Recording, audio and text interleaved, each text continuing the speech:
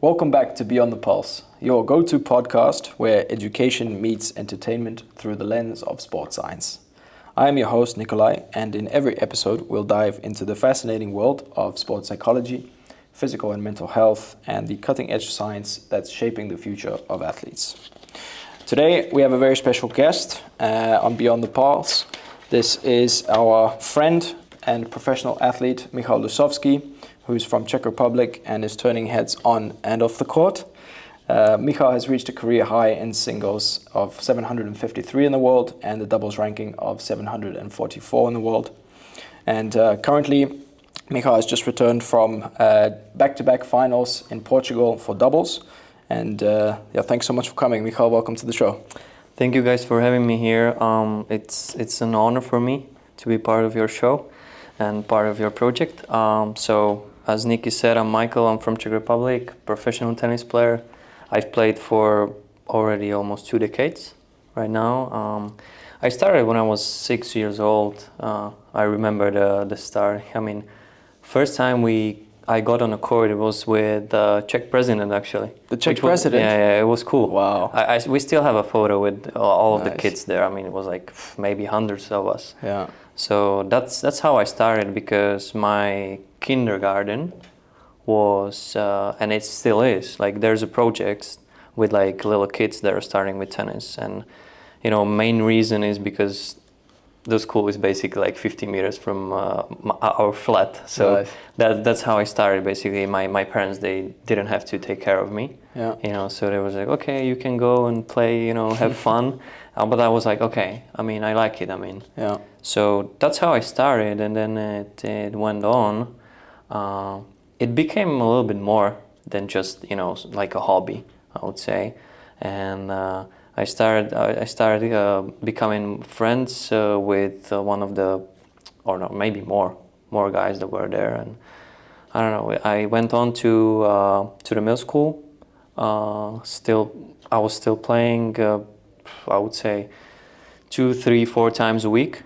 Like I just started, so it was like 2 hours a day. Nothing special, but because you are still a kid. Yeah. You don't have to be, just be professional from the beginning Yeah. very much. But that's how I started in middle school. It's a funny fact that the middle school is right next to the kindergarten and right next to my flat. So it's the same story. I could just go to the school. I got back home, just throw the backpack into the corner and just went and play tennis with my friends. So that was fun. And middle school is what age? It's from 6 until 15. Okay. Yeah, that's the middle school. Yeah. And then we have a high school from when you turn 15 until 19, I think. It's like 4 years. Yeah. So, but that was a little bit difficult because I didn't want to go for a gymnasium, which is like just like in general, you have just like general studies basically. And gymnasium, for those that don't know, is a high school. It's a high school. Yeah, yes, the American yes. system, Yeah, high school. Yeah. So it's like a high school, and I mean, I just wanted to go for something specific, not like a specific, but I'm more like a technical type.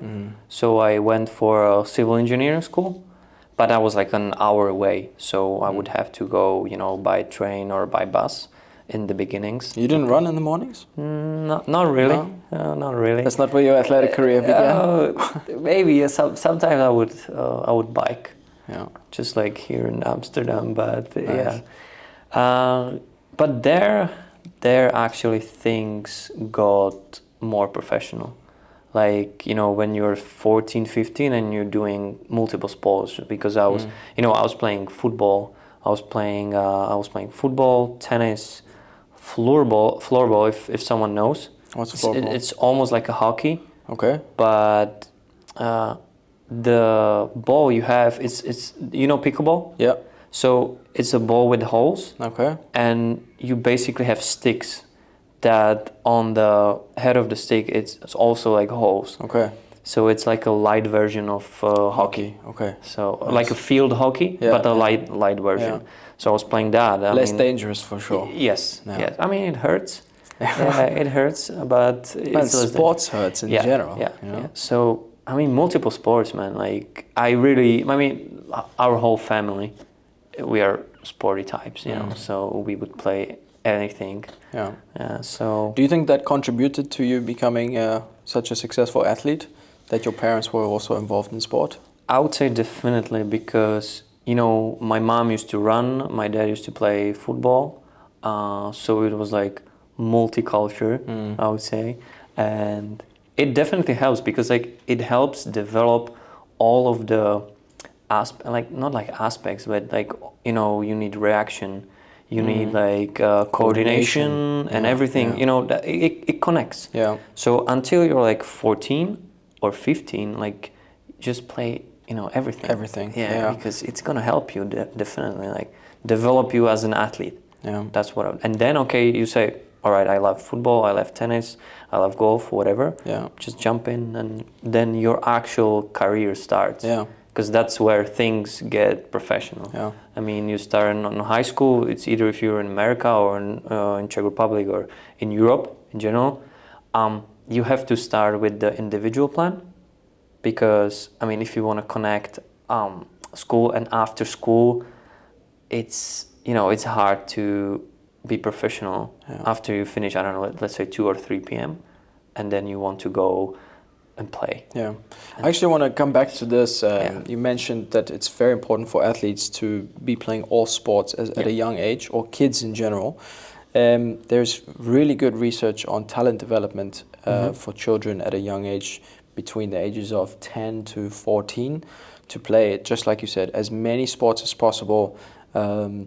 There's this athletic skills model who is I think founded in the Netherlands. It's a type of research which suggests that athletes should be able to jump, climb, have eye coordination, fall correctly, sprint. These types of elements, the coordination aspect, to build this general athletic build, or this general athletic ability, so that then when you pick up a sport at a later age, you then can excel. So it's called late specialization versus early specialization. Yeah. And in most sports, the research suggests that if you are, let's say, maybe excluding gymnastics, because these kids are already at the Olympic level at teenage years. They have to be, yes. But in general, to have a successful long-term career, most athletes should be playing everything at a young age and then specializing a little bit more into 1 or 2 sports at 15, 16, like you said. And from this, actually, the research suggests that these types of athletes that specialize later in their teenage years have a longer career and a more of a growth mindset, because also it's a mentality thing. When you start off young and you want to be, let's say, a professional tennis player, at 12 years old, you're probably putting all of your life into professional tennis, and you become so fixated on this that any setback really puts you off the right path. And it's not about this at a young age. You really need to develop the right type of mentality, the right type of skills, to have a healthy well-being, a healthy lifestyle, to enjoy what you're doing, to enjoy activity before choosing, I want to win Wimbledon one day, Did you find that when you were playing multiple sports that you were probably quite tired quite a bit, but because you were enjoying doing so many things, you didn't really feel like it was putting in effort? It was just something you were doing. Is that something that you can relate exactly to? I mean, I just want to say that what you say is completely true, because I mean, if you put everything on just like one goal, one note, like you can get burned out pretty quick. Like if you say, okay, and when I'm 6 years old, and okay, I'm gonna win Wimbledon at 19, when I'm gonna be 19 or 20. By the age of 15, I think you're gonna get burned out, because like, as you said, like you're not gonna enjoy it. Like it's okay. It is. I'm gonna be honest. It is like work. Like you have to put the work in to actually see results. So you're putting amounts of hours of hard working and dedication to your sport to actually become something, but easily you can get burned out. So definitely for me, it was just as you said, like, okay, I would go, and one day I would have practice in football, tennis, floorball, and maybe anything else, like 4 practices, and I would just enjoy it, and I wouldn't be that tired, because my mind wasn't really thinking, oh, I'm doing this for something. No, I'm just enjoying it. And What do you think about, so you mentioned that your family is quite athletic.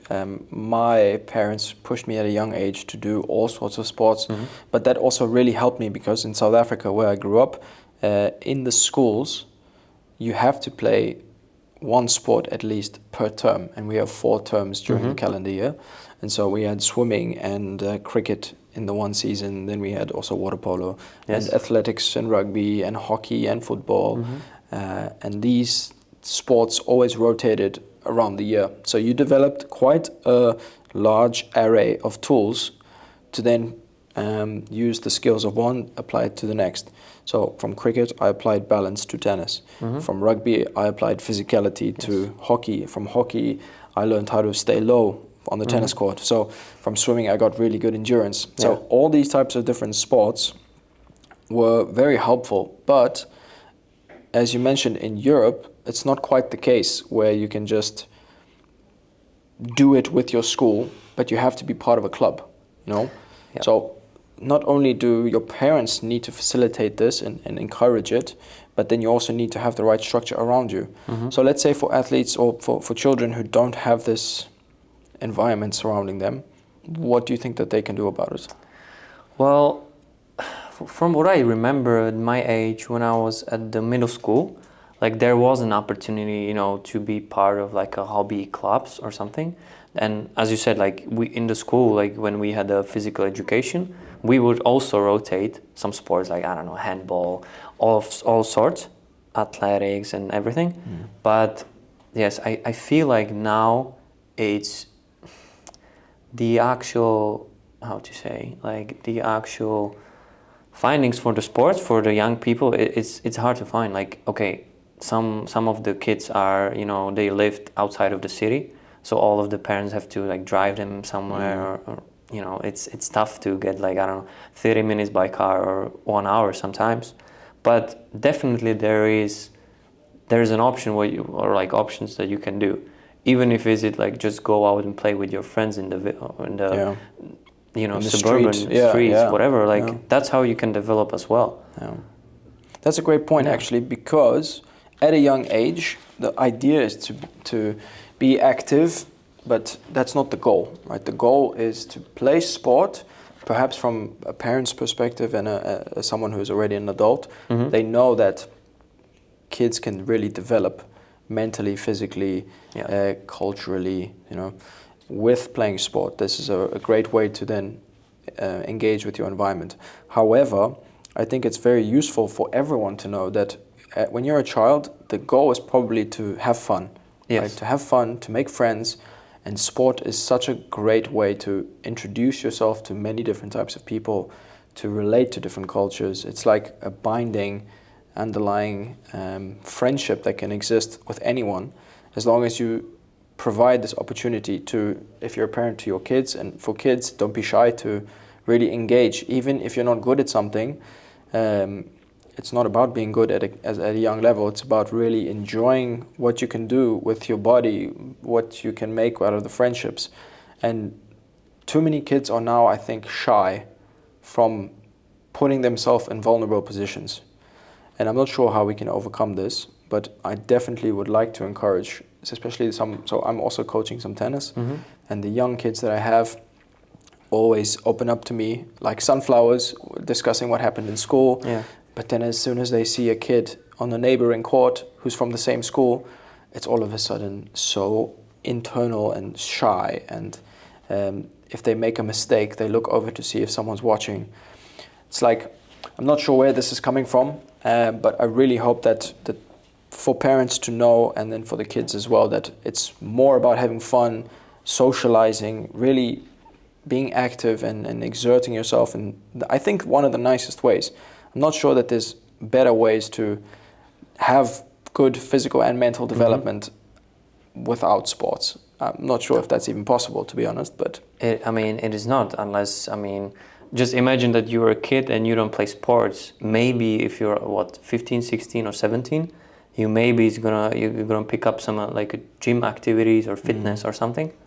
But after that, like you're gonna be okay, why didn't I start earlier? Yeah, exactly. You know, just as you said, maybe because of the world that we live in, with the social media stuff and everything, that everyone feels like you're being watched or something. So that's why all of the kids could be, you know, more introverted and extrovert. That's a great point. Because from what I remember, like we didn't care if someone is watching. Like, who cares? You know, we would just enjoy, we would have fun, and you never know with sport where that can bring you. Just as I would never imagine that I would be sitting here making a podcast in English because of tennis. I mean, isn't that great? Like, it's amazing. It's just like because of tennis, I could go to college. I could meet you. That's how actually both of us. Yeah, we should probably get into that. Yeah, that's how we met. Go for it. So I mean, it is crazy. Like I went to college. I didn't have to pay anything because I was a good athlete. Because I was putting hours of work, and then someone just said, "Okay, do you want to try college tennis? You can get a degree and you can still be an athlete." So sure, why not? So yeah, that's how we actually met in 2019. I believe I came in January. And I mean, we had some fun.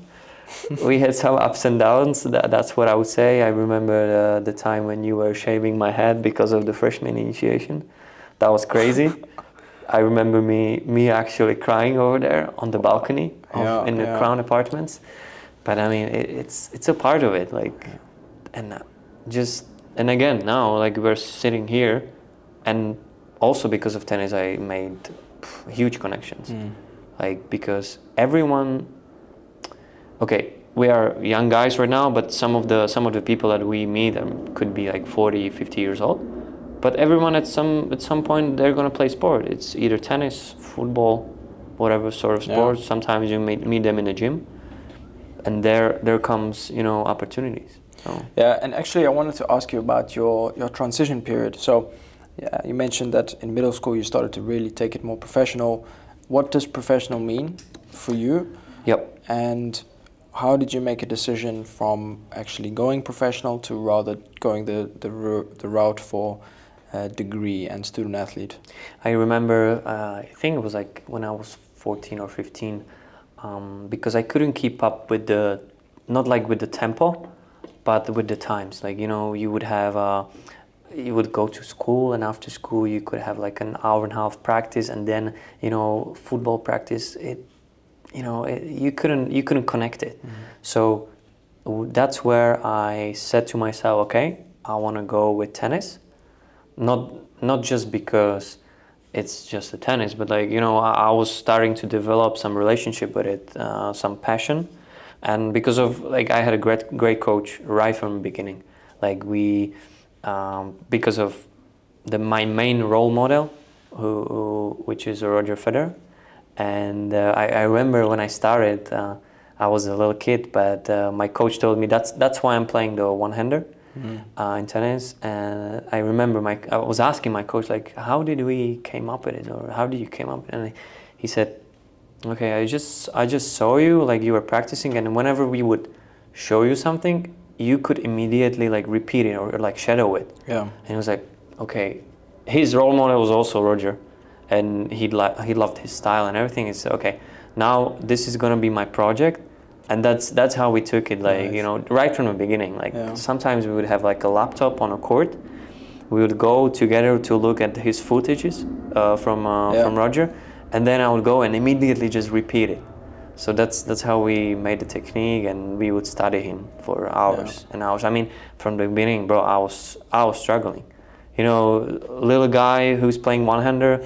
What do you think? Like, I was slicing all the time. My mom would be screaming, "Why are you slicing?" And I'm like, what can I do? I'm just a little kid, you know? So, I mean, it was fun, but then, yes, it got serious, but I didn't mind, because I was like, okay, I'm gonna go with tennis because I like it. And sometimes maybe I was raised, you know, to be an individual. Like, I would do everything on my own, pretty much. I mean, I wouldn't mind, you know, sharing something or, you know, cooperating with anyone. But most of the times I was raised like to be all alone. So that's why I said, okay, tennis. And then when the transition between the middle school and high school, I would have to be completely I would have to make the decision. Okay, I'm gonna go with it. So then it started. You would have the individual plan. You would have practices like 3 to 4 hours, just tennis, then some fitness and some gym. And obviously you would go for tournaments, and you started actually traveling around Europe at first, and then in high school, like the last years when I was 17, 18, 19, you would actually go and start playing some futures and ITFs. So that's how it actually began. Yeah. And then from going from ITFs to what made you go to college tennis? Yeah, well, I mean, it was a hard decision to make because, I mean, obviously, you're doing good, and you're actually doing thank great. you. Yeah, you're doing great, and like out of nowhere, like you were a runner-up in Czech Champions, like one of the most prestigious tournaments in Czech that you can be in, and you are a runner-up in singles and doubles, doubles with my best friend. Shout out to Martin Šimeček now. He was also in college. So yes, there were, I tried for ITF futures right after it for like a year or maybe 3/4 of a year. But if you don't have money and the support from a federation is only for like the chosen ones that were better than me at that day, so I couldn't do anything with it. Like there was an option to be sponsored for me for like 3 or 5 years, but I think I wasn't ready mentally there. Okay. So that's why I went for college, and I said, okay, I'll try. Like, and I can still study, in case something happens, if you get injured or something. Like, sure, I can still pursue a degree. So that's why I pretty much did it. And I mean, it was a good transition. But college tennis in the first 2 years for me was really not really painful, but like we had a great team, all right coaches, but there was a lack of like using like some technology or put there more like individuality, I would say, because like a team was great. You have a great team spirit, you have a team culture. You all the guys are coming from a different backgrounds, so everyone brings something different. But still, the early on in the college, I think both of us, we still were in the early on stage of college tennis, because now I think it's getting better and different. But before it wasn't really professional. Yeah, I think I can also speak on the topic that I think especially after COVID, I think in general, there's been a much more, there's been like a turn of a new leaf. So college tennis, especially on the men's side, has become a little bit more professional, a little bit more innovation has taken place. There's been more technology use, as you mentioned. There's been a little bit more performance monitoring. But in general, tennis is a sport which is kind of behind the 8-ball in terms of innovative techniques.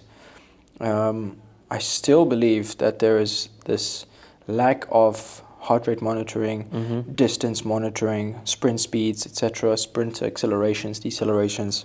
It's very subjective, and most of the time, and of course I don't speak for all academies and federations, but most of the time, tennis players are trained on the tennis court for that 1 or 2 hour lesson, and then after that, gone. And in my experience now, as well as with being involved in coaching, a lot of athletes don't know that it's not only what you do on the tennis court, but you need to look at the recovery strategies. You need to have some sort of physical training outside of the tennis court. You need to have mental training, visualization techniques, relaxation techniques, focusing on coping strategies, and especially growth mindset. I think a lot of players now get so discouraged and beat themselves down for maybe one bad day that it takes them, 2 weeks to really feel something different.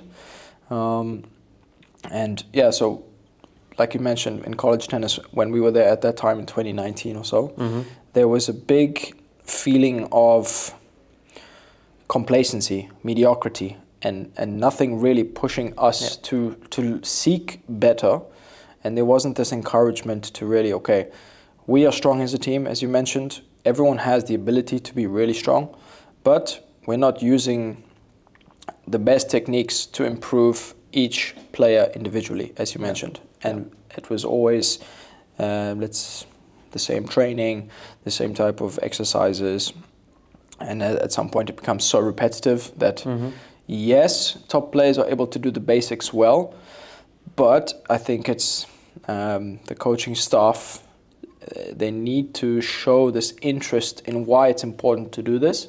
And I think it starts from the top. If the coaches, and even above that, if the athletic directors and just the culture of the club or university is not showing this pushing together for a common goal, then that's going to come down to lower adherence to the vision. It's one thing to say, let's win conference and let's beat every player we can play against. But you got to put this in the training as well, in the build-up towards achieving this common goal. Yeah. I really believe that winning is a byproduct of the hard work you did before. And this is something that most athletes nowadays are seeking, just the end result and the victory. But it's never like this. I mean, I think, what was it, Kobe Bryant, I think, said quite well in an interview where it's not the end result, but it's the journey. It's the process. And I think there's many famous athletes who have said how if you don't love what you do, it's just not going to work out for you. And I'm sure it involves the same in business and in medicine and all fields, all scopes of work ethics as well. If you don't progress with the right mindset, with the right baby steps to then take a big step forward, it's just never going to work out. And so, for college tennis, now we are seeing a little bit more evolution in the way that training protocols are being handled, and there's a much more specific individualization in terms of how to approach players. For example, in women's tennis is now booming actually in the United States, and also in world sports. I think women's sports are now progressing a lot faster, a lot better. And there's this obvious difference between strategies that have been implemented for 50 years in men's sports. And you cannot just throw this into the women's game as well. We can speak about tennis because we know about it, and you cannot compare a woman athlete in tennis and a man. Sure, And I think, wasn't there some sort of match many years ago where there was Serena against a guy that was like top 1,000 or I think like 1,000 in the world from the men's side, played Serena Williams, who if you don't know is the best women's tennis player that ever lived. She's a legacy of she's the all-time great. The GOAT. All-time great. And she said that she said that herself, because I know, there was a lot of comparing. Some people wouldn't agree with this, and some people would, talk bad about it. But then she said that herself, like, women's tennis and men's tennis, it's a different sport. Yeah. And just to go back then on the topic, that you cannot provide the same training for a woman athlete as you do for a man. And that goes down to the fine details of how do you handle these coping strategies, etc. So now I want to actually ask you about professional tennis. So after college tennis, I know that you had ambitions of going on the circuit after that. Yes. Can you tell us a little bit about this? The main reason why I did it, or why I wanted to go and pursue to be a professional, was because I remember I was like my last year in college, and the things got way better with like a new coach coming in, with some more of like using more technology than before, or actually not like using it, but maybe asking for it, because then we got the new coaches. They actually took it like a real job, so they were spending hours also with us individually and everything. But I remember I got the opportunity to travel for the US Open with Linda Noskova. She's now top 30 WTA. But back then she was in quali, she was like top 100 or something like that. And so I went there with her as a travel coach. Huge. Like you come there, that was my first time attending a Grand Slam. It was US Open, and I mean, it was just like you're there like like a kid in a zoo. Yeah. You know, you're just like, oh my god, Yeah. oh my god, and like, you know, first time I meet with Rafael Nadal. I'm standing in the corridor, like in front of the, I think, what is this center court called? Arthur Ashe. Arthur Ashe. I'm standing there in the corridor. I'm talking to my friend, and out of nowhere, a guy comes like right next to me like this. I'm like, that's Rafael Nadal. Yeah. Bro, like that was Rafa.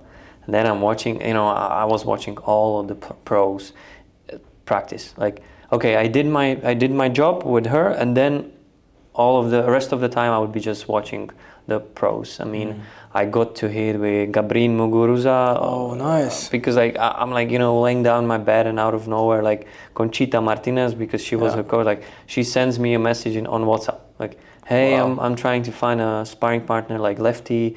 And I said, I don't know any one of that, but if you want me, I can jump in. So I would jump in to practice with her, and next to me is like Serena practicing, Nick Kyrgios, Dimitrov. Bro. It was crazy, crazy good. So the ones I remember, Nick Kyrgios would actually, you know, hit the ball back to me. So I was like, okay. And then, you know, Carlos Alcaraz, like everyone, like you were warming up with the girl, like, because there's always like the players' warm-up space, and you see like Medvedev, Alcaraz, Sinner, like all warming up like right there. Like you sitting here, that they were warming up next to me. And I'm like, okay, this is something I would love to be involved in. Or like experience, you know, at least. So I said, okay, now I'm gonna really took it like more professionally than I did before. So I started practicing more besides the, you know, team practices, more individual and or like with one or two guys, just like we would have like our tennis sessions with a coach or without, it didn't matter. I would do a lot of gym stuff, a lot of fitness and everything. So that's why I did it. And then so after college I decided to go pro. I got invited to a Florida academy in Tampa, so I would start there for like 2 months. But again, from what you were actually expecting, it wasn't that, because I was expecting, you know, the players there to work hard and, you know, bring you up. Pretty much, you would be, you know, pushing each other like you did in college, but it wasn't that. So for 2 months, I felt like I'm stuck. Yes, it was. They were juniors, but they didn't want to work hard. So I said, okay. I called my coach back home. Was, you know, discussing it with him, and I said, okay, I'm going back home to Europe because it's cheaper for me to travel around Europe, not around US, because you have to fly everywhere. Yeah. And pretty much you're spending like $1,000 a week for like including the tournament. So. Yeah. I decided to come back. I started traveling with one guy, Hinek Bartony. He's like 400 ATP, young guy.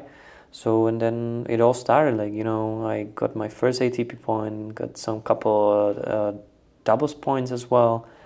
And, you know, you take it seriously. Like, it's like a job. Like, you go in the morning, you do your warm-up stuff, you with the bands and everything. And then, I mean, you just keep playing and playing. Yeah. So, actually, one of the topics I wanted to discuss with you today is exactly one on what professionalism is, and another on the training and type of mental training, recovery, fitness training, stamina. And you already touched upon how you would start in the morning with band work, and then traveling to tournaments and being sparring partner.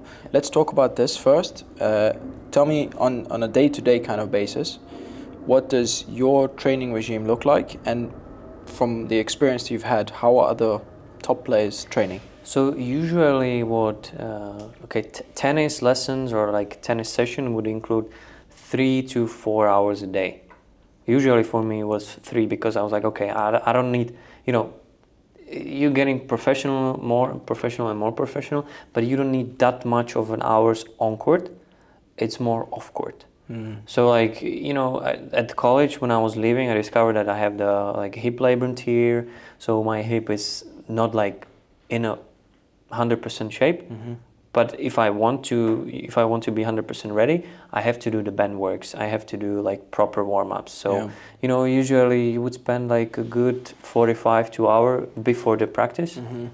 actually like doing the band works, like more like not like a recovery exercises, but more is It's like activation of the activation, muscles. Like yes. really the definition of warming up your body to then practice properly. And also like because you have from tennis you have a disbalance. Your body is disbalanced, so you have to balance it. So it's like more like a balance work. Yeah. Each leg. That's why I have the hip lever only on this leg, because you're sliding only on the right side. Yeah. And on hard courts, like it gets really bad. Aggravated. So good hour before practice. Then you have your practice session. Whatever you're working on, is it either like an aggressive game or you're just hitting? Whatever you discuss with your coach, and then you have like a good at least 45 minutes after training. Like you hop on a bike, 10 to 15 minutes, or you just jog on the treadmill, and then you stretch, and then like you have some time off. Obviously, yes, you're gonna eat in between the sessions, and then you have either gym or fitness. And again, like you don't have to warm up that much, but after the gym or fitness session, like you can do recovery. It's either you just hop into ice bath for a bit, but not every day, like at least like once or twice a week. And the recovery session can be also like you go swimming. It's great for balancing the body as well. It's great for your how do you say that? Not knuckles, but for your oh my god, I forgot the you have bones and like you have knees. Yeah, and, joints. For the joints, yes. So it's great for the joints because it's like it's elongating. It's removing all the strain from physical pounding on the ground. Exactly. And so it's a different type of exercise. So that's professionalism. I mean, when I see what Linda does, because I see her quite often to practice, and I'm practicing with her almost all the time when I'm back home. So yes, I mean she has like 2 hours in the morning tennis session, 2 hours in the afternoon, and then in between, like based on what is the week going to look like if she has a tournament there, like the session for fitness or gym, it can be like 45 minutes a day. And it's not like a really hard way. It's like just like small steps, small works, because like that's why you call it professionalism. Because you just trying to pretty much like you're building Legos. If you're building Lego, basically that's tennis. Like you're just putting the parts and the pieces together.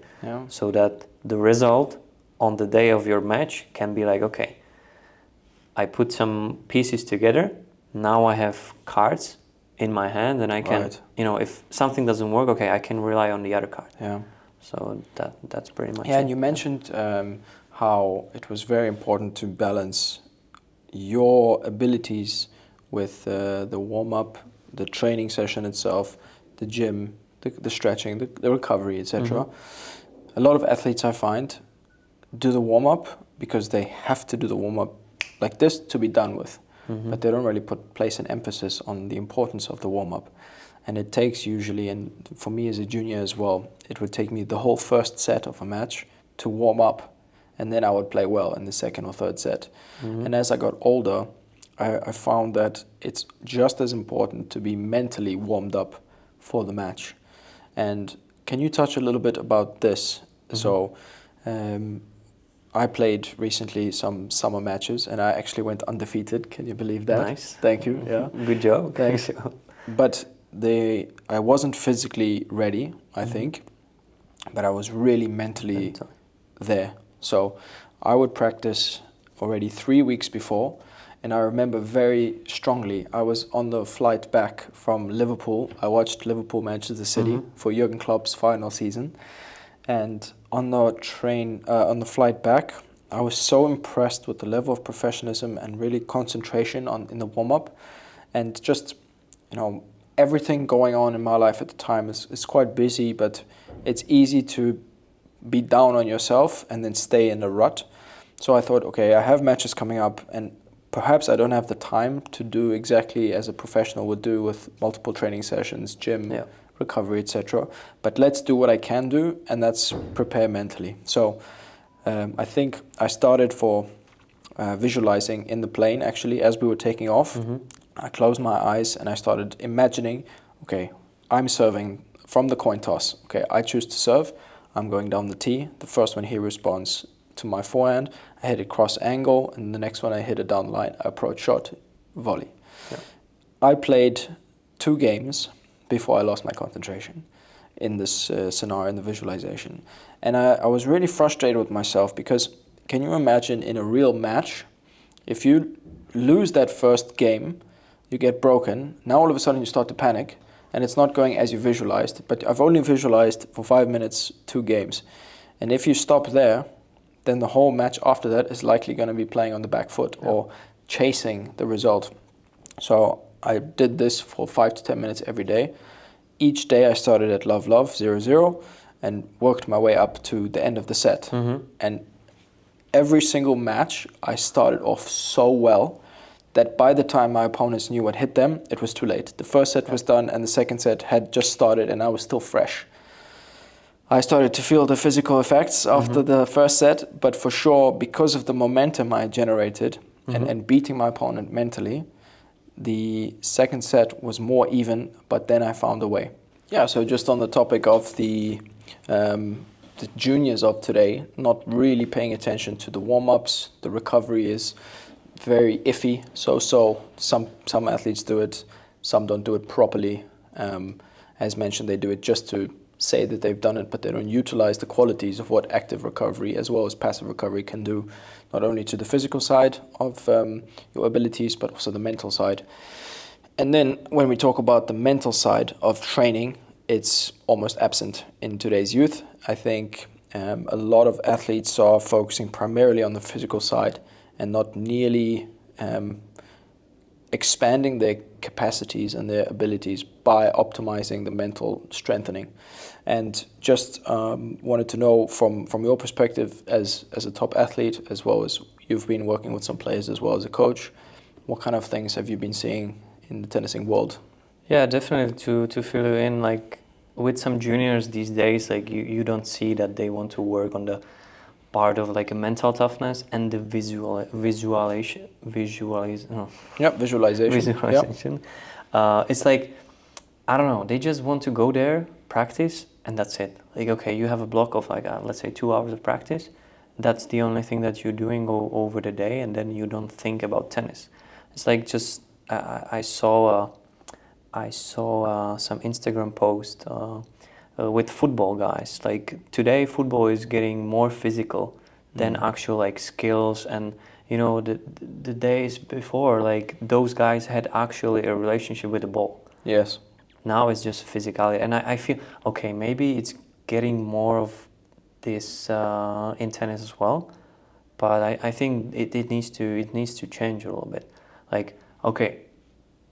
Just as Roger was mentioning in the Dartmouth, like, you know, the commencement speech, like, okay, everyone thought that he's, what was the word? Like, effortless, I think. He said effortless is a myth, which I completely agree. Like, okay, some people would say that to me sometimes, not like effortless, but okay, oh, you look like how this can be so easy. But they don't see what's happening, you know, behind the scenes. Yeah. Like they don't see how you visualize yourself or how you are, you know, preparing yourself mentally. Like it's a process. Like and you start as a kid. You start as a kid with I remember with my coach, like I think even there we started like mentally to create actual like a relationship with the balls. Like he would say, okay, just like, you know, imagine yourself like you are somewhere in Wimbledon or like Grand Slam, whatever. We were, you know, feeding the balls from the cart, and he would say, okay, now imagine that you're parking your Lamborghini or Ferrari, like whatever you want, but just like, you know, in a fun way. Like with the kids, you have to do it in a fun way, which I'm glad that I had this coach for it. And I still have a great relationship with him because he taught me the technique and then some of the mental parts. That's where it all started. Then, you know, when you're junior, it's the same. Like you have to still continue working on it. And if you don't, like, then it's just, you don't have the right relationship with the sport. You don't have the passion for it. Unless you actually, you know, unless you get this, like you cannot go on. Yeah, but I think you make a great point. First, that you need the passion and relationship with the sport, and that comes from also enjoying it as a child. But then when you start to agree with yourself that this is the direction you want to head into, a little bit more professional, then it's about discipline. And the truth of the matter is, if you avoid the mental side of the game, it will take you 5 to 10 years later on down the road to actually catch up with the other players who have put in the work on the mental side. And you can look at so many examples of players on the tour that have always been 50, 100, 200 ATP, but never made that breakthrough, and they agree later on that it is a mental thing. Kyrgios had all the talent in the world, and he later came out to say that it was his mentality that he wish had been different as a kid. Yes, sometimes you need this confidence, and sometimes you can think arrogance in a way, but all athletes have to have the self-belief. But belief is not enough, and you need to put in the work mentally to be able to then come up with the scenarios in your head to then deal with situations that arise. So Kyrgios has suggested that his mental side was a little bit weaker than his talent and skills. It's clear that if you're a junior and you want to transition into adult tennis, or even in any sport really, you need to have the right mentality. What is the best advice that you've received, or something that you suggest to others on mentality? From what I remember, I think I was like 16 or 17, and it's been written in my mind ever since, because I was just sitting down with one of my coaches that is sometimes, I mean, we are still in touch. Sometimes I'm helping him out, or he's helping me out, and we wrote like couple points on a piece of paper. He said, okay, if we ever start, cooperating with each other, like if I'm gonna help you, even individually or whatever, in tennis, I want you to write down these, I think it was like 4 sentences. One of them was, in the beginning, everything seems impossible. That's what he told me to write down. That's a great quote. Yeah. And I mean, you can bring this to in your everyday life. Yeah. And it's, if you look past yourself, like and see like whatever you actually did, it's like I think I had a great career in college. Last year I was there, I only lost 2 matches, which it takes mental toughness. It takes, I mean, for sure, man.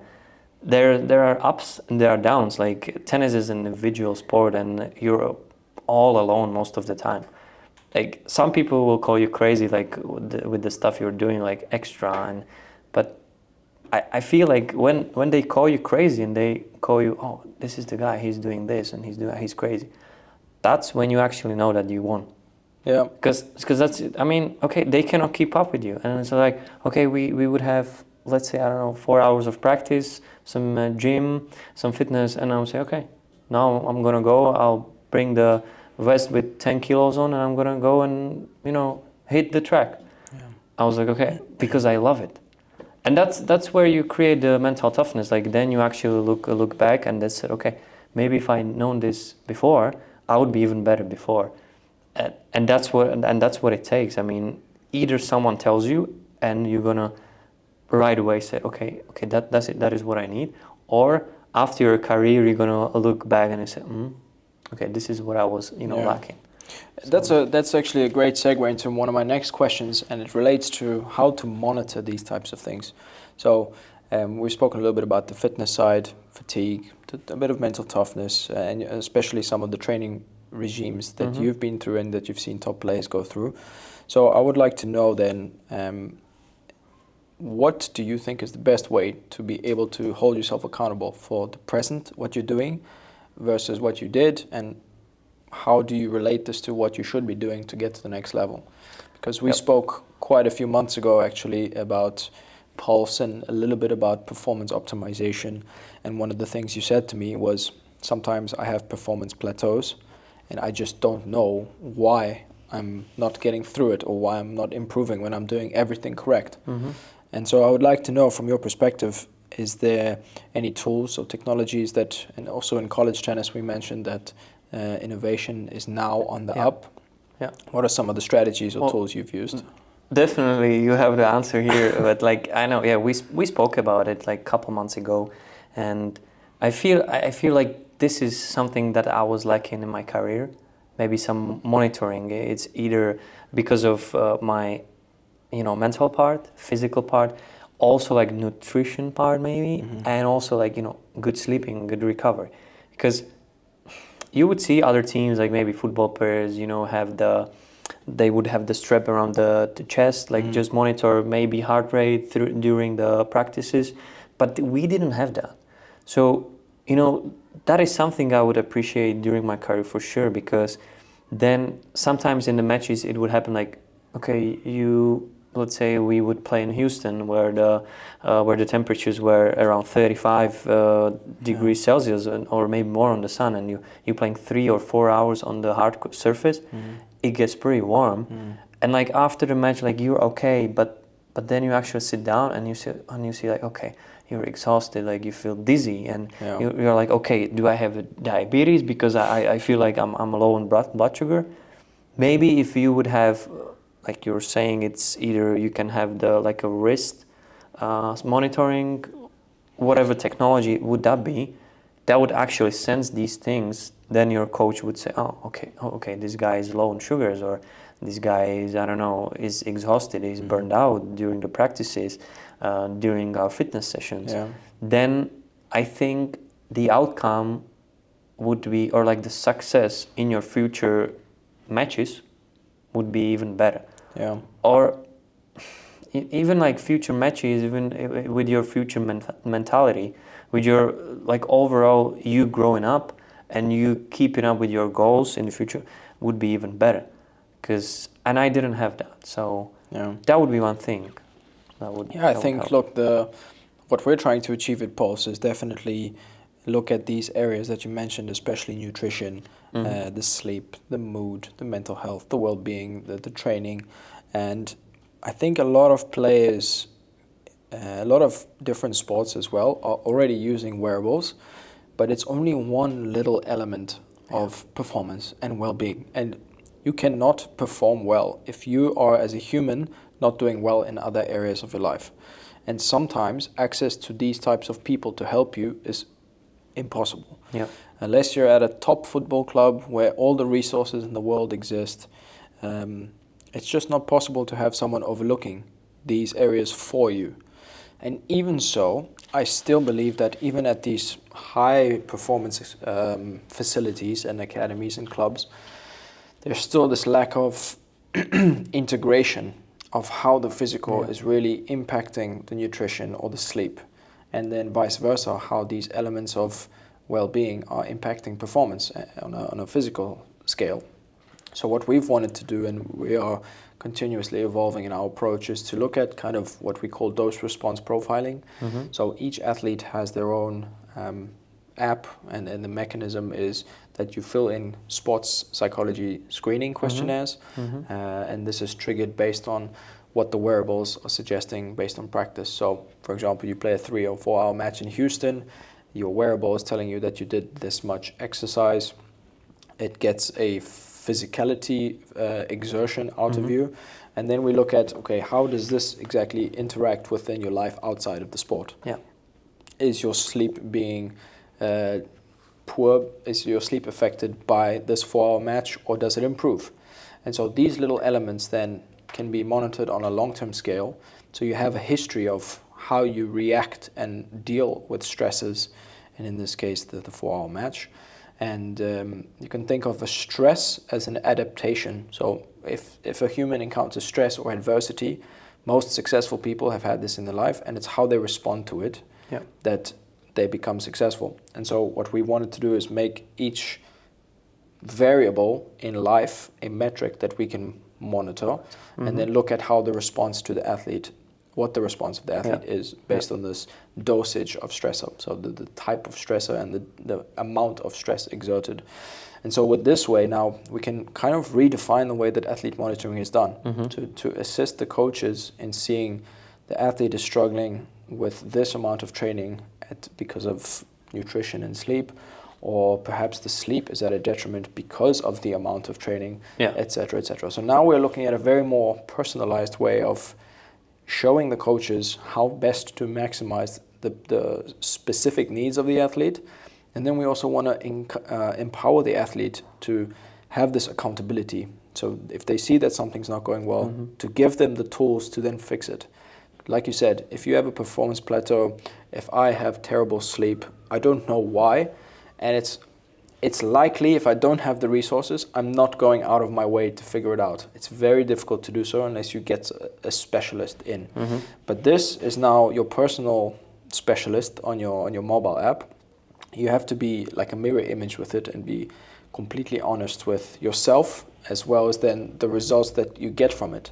So if you know that this is showing you that you're doing really badly in nutrition, and perhaps you think that, yeah, I could improve on it, and it's clearly suggesting that your training is being impacted by it, then it's something that you should be accountable for. You know?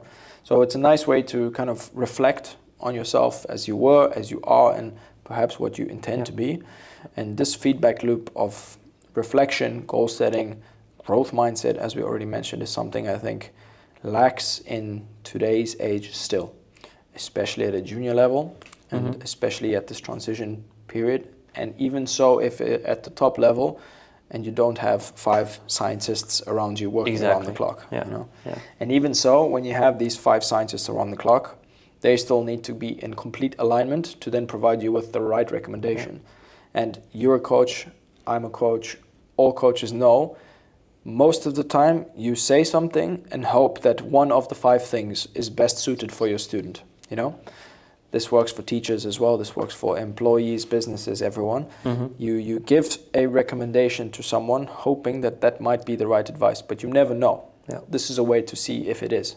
So this is also a tailor-made way for coaches to be in on the action, to see if their approach is the right way. And I know we've had our own fair share of problems with coaches, and I think coaches as well should be held accountable for it's their responsibility to then bring the best out of the player as well. You know, if you're a coach, you have a duty to then give your best so that the team performs well. And I think a lot of the times coaches just say general information that they've heard before and hope it works, and then perhaps get frustrated that it doesn't. And so in this case, we also with Pulse want to be able to then provide the right tools for the coach to then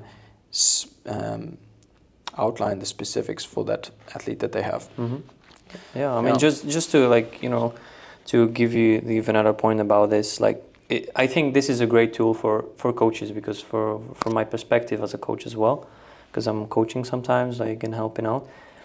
Yes, most of the times, you're just gonna go and give general point of view or some things. And you don't see what was happening with your kid or with the professional athlete or with the junior. You cannot even see that. It's impossible. Unless you come and you spend 15 or 20 minutes to actually asking them hey, how's your life, how's school, how's sleep. You're not gonna get it right away, and then you're spending 20 minutes of the time that you could be practicing. So if polls I think this is a great solution for this. You're gonna coach as a coach, either if you're a college coach, professional coach, or you're just working with kids that are aspiring to be maybe for professionals one day.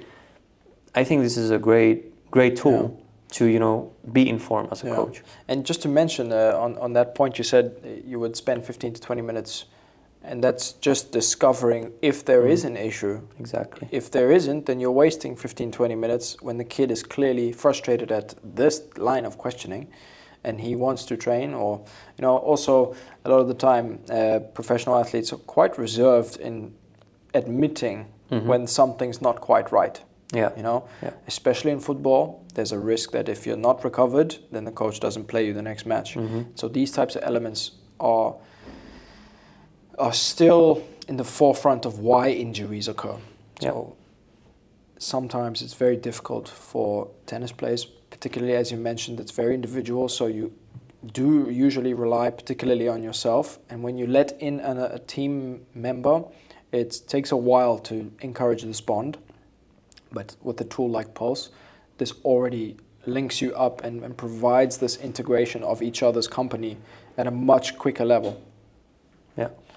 And so for the next part of what I wanted to discuss actually is professionalism. So what is professionalism to you? And perhaps you can discuss a little bit of what surrounds professionalism. You already mentioned some consistency in what you do. I really like the analogy of the Lego building that you mentioned. But what other elements? Yeah, I mean, this stuck in my head, like, you know, with the Lego pieces, because when I was a kid, I loved Lego, so I would be building all sorts of things. But yes, I mean, professionalism for me is definitely a consistency, like then you know, adapting to your environment, because, and especially in tennis, like every single week you're in different, let's say, different venue or different environment, different country, whatever. So you have to be able to adapt. You have to be able to, you know, overcome obstacles. That's for sure. And now you have to put all of it together.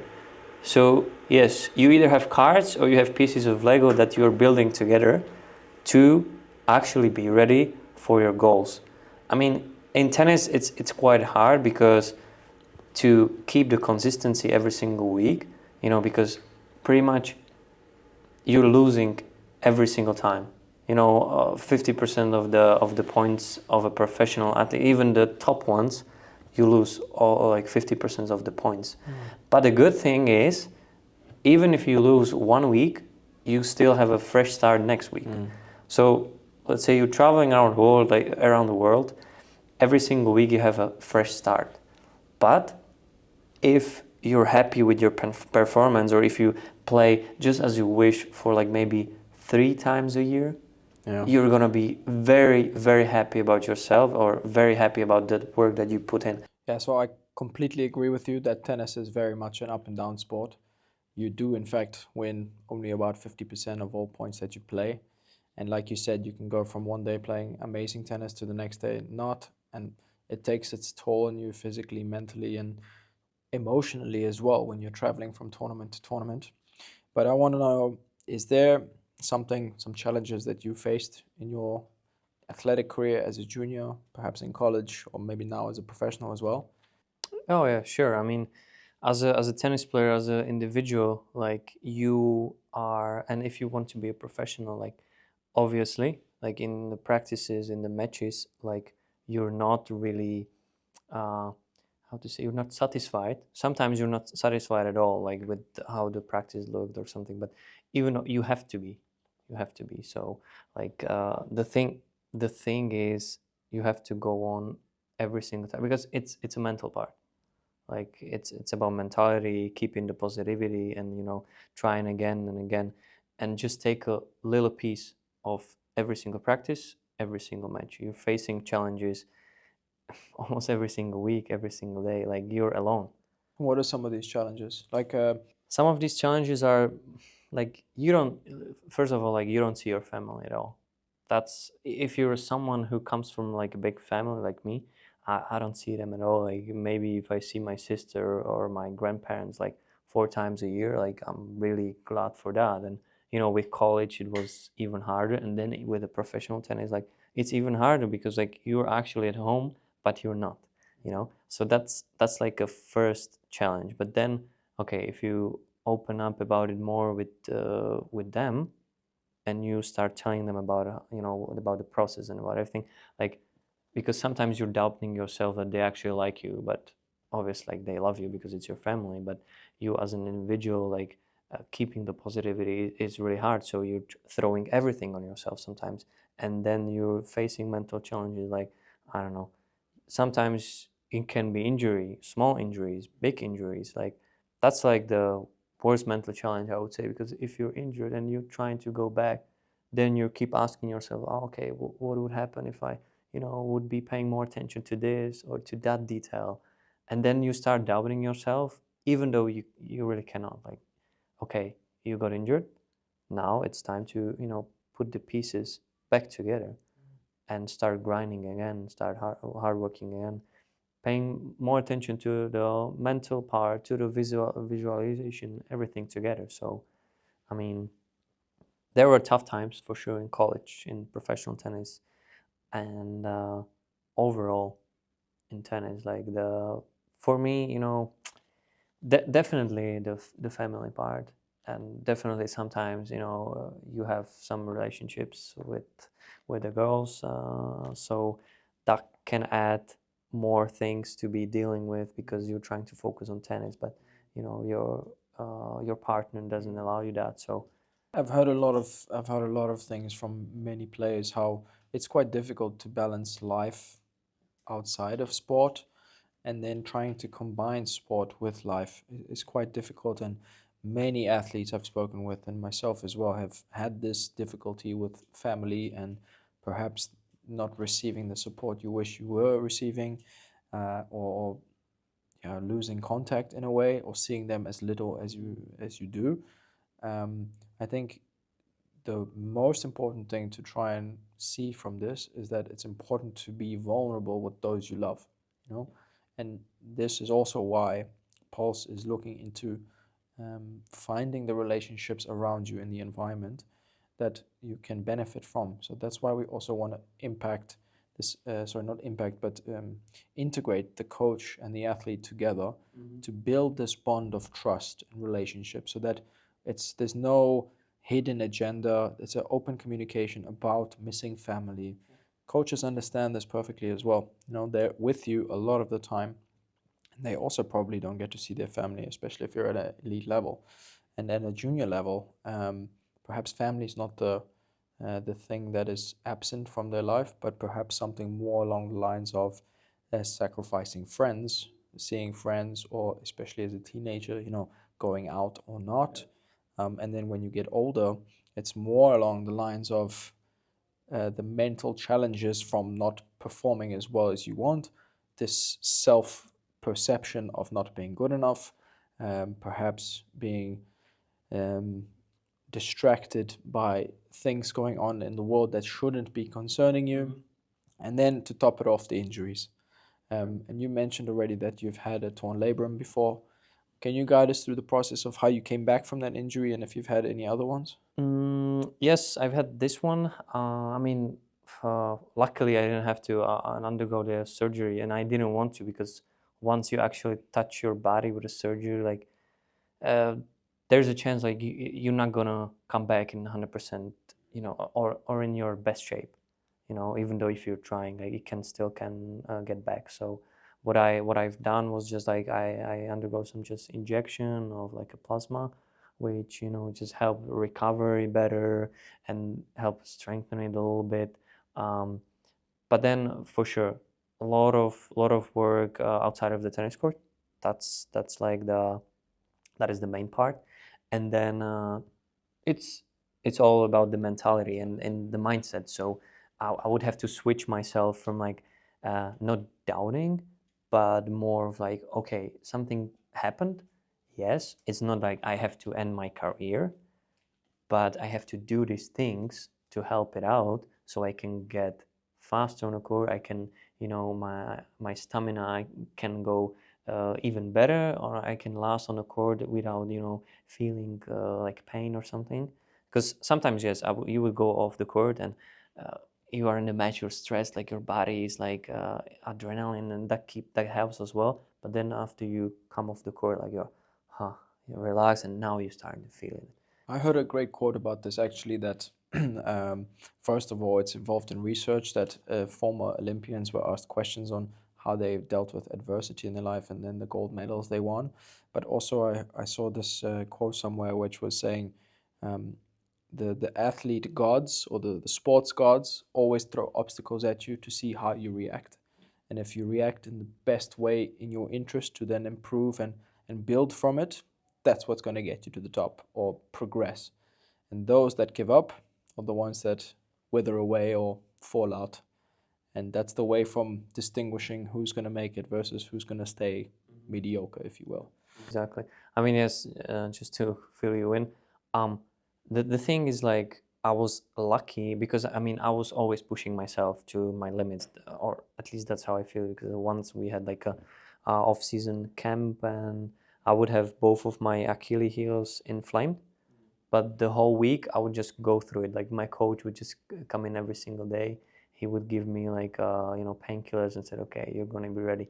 But with this, it can be this can be prevented with pulse. Yeah. So, okay, maybe I was lucky. I was fortunate to actually go through and nothing really major happened to me. But if I knew, then the progress and everything would be faster. So like, but sometimes injury can actually bring you even further 100%. than before. 100% because it builds on that mentality. Yeah. So actually, I wanted to ask you as well, then what do you think are some of the best coping strategies? If you're dealing with some problems with family or maybe the lack of the acceptance and belonging, if you're in a team sport, if you're an individual player and you feel quite alone, that's often the case with tennis players traveling from country to country. Even if you've encountered some sort of injuries, what do you think are some of the best coping strategies? I mean, for sure, the first thing is communication. Like, if you feel like you're left out, or like, some friends, oh, you're not gonna party with us and you're not gonna come with us. Like, okay, first, like, you have to say the reason why you're not gonna go there, or like sometimes it could happen, like, in high school, like the people, oh, you have such a easy life, like, you don't go to school, and then you sit down with them and you explain, like, okay, I mean, you think that I have an easy life, but like during your school time, I'm practicing and I'm getting better in the sport. But after that, I'm doing all of the schoolwork that you have done. And then they're, oh, okay, oh, really? And where's your time for friends? Where's your time for for the actual like fun? I said, like, there's not much of a time for it, but like sometimes you have to go. Like you have to either go on a family party with your family, or with your to see your friends, to go to the cinema, or have a party sometimes. Like it's not a bad thing, because easily, if you're left out or if you're traveling alone, like there's a lot of battles that you're dealing with in your mind all alone. So Yeah, I find exactly just sort of spending time with family, with friends. I find that this is one of the best ways to detach. Sometimes we're so invested in our sports, and athletes, are all in or nothing, and it's difficult to detach from something you want so badly, but it's very necessary, and this is how people get burnt out. I think another really strong way to deal with some stresses and to cope, some strategies for quality coping, definitely journaling. I think if the athlete has the opportunity to express themselves, be vulnerable, it's not always easy to express yourself to others for the fear of being judged. But a really strong way, which is proven psychologically in a clinical setting, is to journal your emotions, to journal your thoughts, and not just from a perspective to let go of negative energy, but also to flourish, to really reflect on the positive things, to keep a journal, to say what went well, and this almost keeps the ball rolling on this positive spirit. So I think journaling is quite a strong way as well definitely, to yeah, you can always just like look back into it and remind yourself. So, exactly, and yeah. then definitely I would say it's hobbies. Like you should have your hobbies, even if it's, I don't know, play like a board games with your friends, video games, even like hiking, golf, whatever is gonna detach you from it. It's just like to have fun. You don't have to necessarily take it seriously, like you're taking your sport, but just to have fun a little bit with your friends or family, some relatives. That's what I would say definitely helps. Yeah, Yeah, that's for sure. nice. Yeah. Okay, Mikey, I would like to, if you're up for it, finish off this podcast with a bit of a game. Okay, sure. And Let's do it. yeah, I Yeah, think let's hop Ramsey into it. is our tech guy, Yeah. and he's going to explain to us the rules. Right. One person will be wearing headphones. The other person has a box in front of them on the green table, and there are 20 word or little phrases that you have to pick up. Okay. The person with the headphones is listening to music. The other person has to read the phrase out loud, and the person with the headphones has to try and guess the phrase. If you cannot guess the phrase in 2 minutes, you have 2 minutes to guess as many as you can. You cannot skip. Up to 20. There's There's 20. There's 20 of them. Okay. You would definitely not get all 20 of them. Okay. If you do, it's impressive. Okay. But if you just have to try and get as many as you can in 2 minutes. If you're able to make it, the winner basically is the one who has the most amount. So how does it work? So let's say Michal puts the headphones. Yes. I say the phrase, Yes. and then we switch afterwards, or Yes. After I have the time on here. okay. Once the 2 minutes run out, I'll tell you, and then We switch. we move All on. right. Okay. Yeah. Let's go. Good. Okay. I Should like I some should I friendly start? competition. Who wants to start? Michal, Okay, I'll start. Is it on? Yeah, they're what on. kind of music is it? Lobby. Lobby? Lobby. Lobby music. Lobby music. Must put some Skrillex or something. Yeah, you want Some Eminem. whatever you want. You want some Eminem? Yeah, whatever. If you Knees wanna hear, weak, arms are do heavy. Oh, this one. Yeah. Can you hear us talk now? No. No? Oh, yeah. Now take it off. Uh-huh. It's supposed to be mute. Now Yeah. ready? No, put some Can you, Rocky can you hear Balboa. us? You can't hear us. Okay. Okay. All right. Timer. 3, 2. Wait, play the music, because yeah. Should have just gone with it, man. But You would have got 20. 3, 2, 1, go. Dribble like a pro. Dribble. Dribble. should we go home? Dribble. Dribble. Dribble like a pro. I'm gonna skip. Dribble. Dribble. Triple? Dribble. Dribble like a Like, pro. Like like a a pro. pro. Pro. Pro. Dribble like a pro. Ah, dribble like a pro. Exactly. Dribble like a pro. Okay. Oh, geez, you're killing him with this one. Goalkeeper's gloves. Yeah, I knew it. Goalkeeper. Goalkeeper. Holding. No. Goalkeeper's gloves. Goalkeeper. Goal. Goalkeeper. Goalkeeper. Goalkeeper. Goalkeeper. Gloves. Gloves. Laughs. Gloves. Goalkeeper's gloves. Goalkeeper's Goalkeeper. glove. Glove. Glove. Glove. Glove. Goalkeeper's gloves. Goalkeeper's glove. Yes. Wow, I feel like a. No offense. Backhand slice. Backhand. Back. Blacky. Beckett. Backhand. Once again. Backhand. Backhand. Backhand. Slice. Slice. Slice. Slice. Backhand slice. Backhand slice. Okay. 10, Home 9, run hero. Home. Home. Ho- Home 4, home. 3, run 2. Run. hero. Hero. Liro. Hero. Stop. By the way, Wolverine, bro. I Bro. know every time you talk, I think Yeah, they stop, right? just a little bit. Is this still rolling? It's still rolling. So I'm dancing in the But how moonlight. can you turn that off? I don't know. I'm just gonna. I keep clicking play. Alright, every okay. time. Oh, okay. Okay. The ones that you use, keep them on this side. All right. Alright, good luck. But you have to pronounce it properly. Properly. Yes, like a. Oh, there's no way you can hear anything. Mm-mm. Wow. MC, keep stopping. Ready?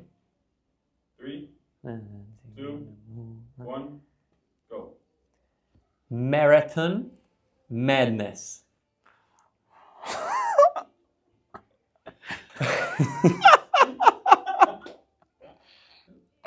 I can't even hear myself laugh. Marathon Oh, madness. marathon Madness. Madness. badass. Marathon badass. Marathon. Marathon Mm-hmm. Madness. madness. Yeah. Good. Madness. Marathon madness. Yes. Cycling through the park. Cycling through the park. Hiking. Hiking. Cycling. Cycling. Cycling. Through. Cycling. Yes.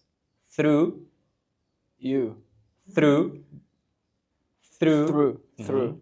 Cycling through The the park. Park. Cycling through the park. Ace the serve. Ace the serve. Ace. Ace. The, Yeah. the The serve. Serve. Ace. serve. Ace the serve. Ace the serve. Yes.